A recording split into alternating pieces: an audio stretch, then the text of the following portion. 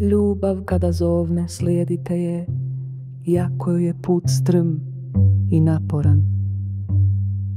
A kad vas digne na svoja krila, podajte joj se jako vas mač, skriven pod njezinim krilima. Može ozlijediti, a kad vam prozbori, vjerujte joj, jako njezin glas može uzdrmati vaše snove kao što vam sjeverac, vjetar pustoši vrtove.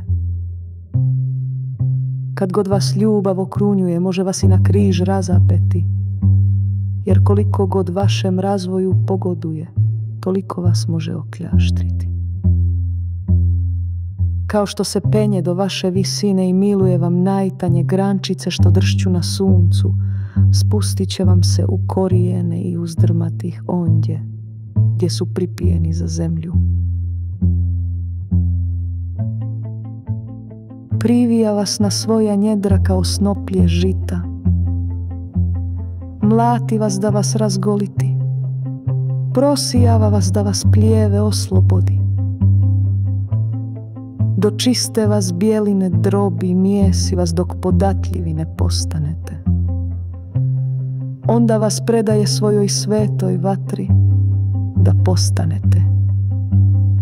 Sveti kruh za Božju svetu gozbu, sve to činit će vam ljubav da spoznate tajne svoga srca i da u toj spoznaji postanete dijelićem srca.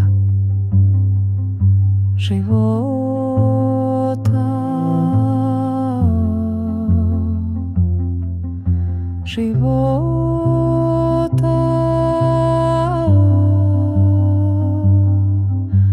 ako u strahu svome, u ljubavi tražite samo mir i užitak, onda radije pokrite svoju golotinju i otiđite s ljubavnoga gumna u svijet bez godišnjih doba, gdje ćete se smijati, ali ne od srca, i gdje ćete plakati, ali nećete isplakati sve svoje suze.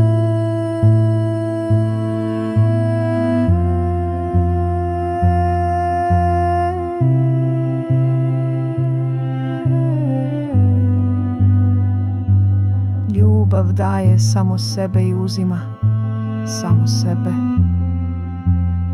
Ljubav ništa nema i ničija ne želi biti.